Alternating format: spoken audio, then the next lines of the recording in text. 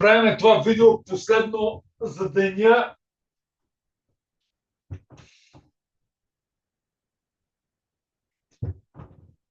с оглед случващото се у нас. Тоест, може да позволиме, да се казва, да си направим опита прогнозно какви събития предстоят. Имаме стачка на градския транспорт в София. Народното събрание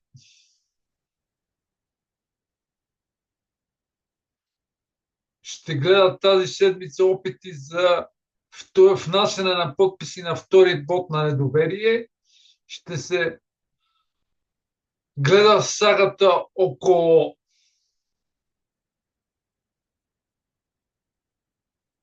референдума на президента. Какво може точно да стане, да си казвам. Един бърз преглед на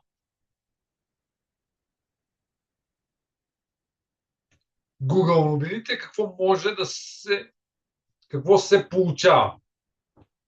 Четем дословно абзаца на Google.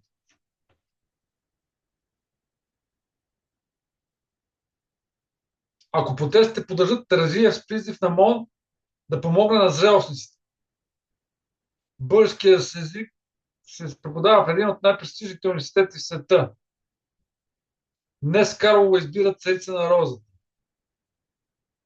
Дмитрий Песков. Срещата Путин-Зеленски е възможна. Показват редки котки на изложба в София. Мария Бакалова е дегарачка от България във филм. 6 от най-необичайните музеи и галерии в света. 16 частни автобусни линии работят въпреки стачката на градския транспорт. Ботев 93 с отборна титла при децата по борба. Силни ветрове, напоителни дъждове и гръмотевични бури. Има такъв народ, избира днес нов лидер на партията.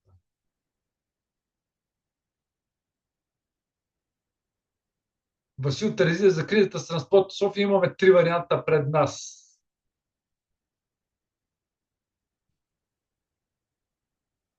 Така. Фактът е такъв, че фида в морето от информация, главните теми, които са що годе важни за деня, са 2-3, всичко останало е фон.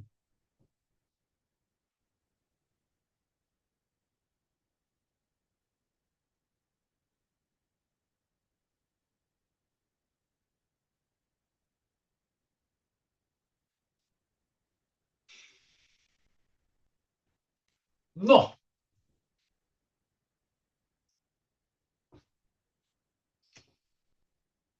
науката и технологиите, тези данни, които се дават за научни открития, които се направят проби, тежки от момента на публикуване, хоризонта за внедряване в обществото като технология е 5 години.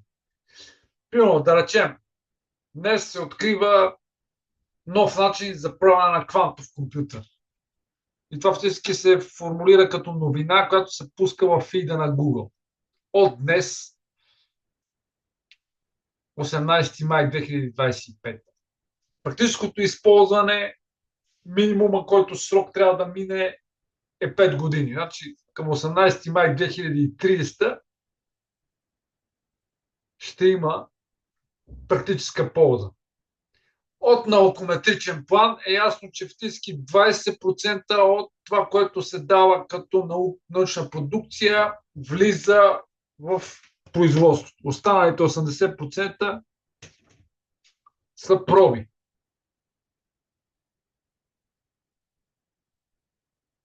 Все пак, България, ако се направи следната парадигма, казва се, че има проблеми в здравеопазването, държавата инвестира 3 милиарда, дава на Дженифър Дудна и ни прави безсмъртни, само че това не е овряло в ничия глава, тъй като милиардите се взимат по предназначение, целево. И то в нашата Република България всичко става по втория начин. По наследствени причини. До 1989 година имаше 100, между 122 и 146 научни института. В момента са наполовина, нещо 44, нещо от този сорт. Са на момента. БАН. Има 44. Пита се задачата. Тези 44 института с окомплектовка и финансиране, що го да е съвременно, равни ли са на това, което беше до 1989 година с 122?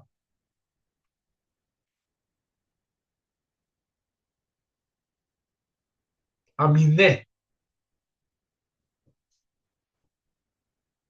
България е на последно място в Европейския съюз и всички тези опити беха що годе плахи, а и фактически политици не съзряха, че фактически могат да направят така, че ако фърват някой милиард УБАН, ще има да берат също милиарди, а не както е в момента годишната субсидия на БАН е 100 милиона.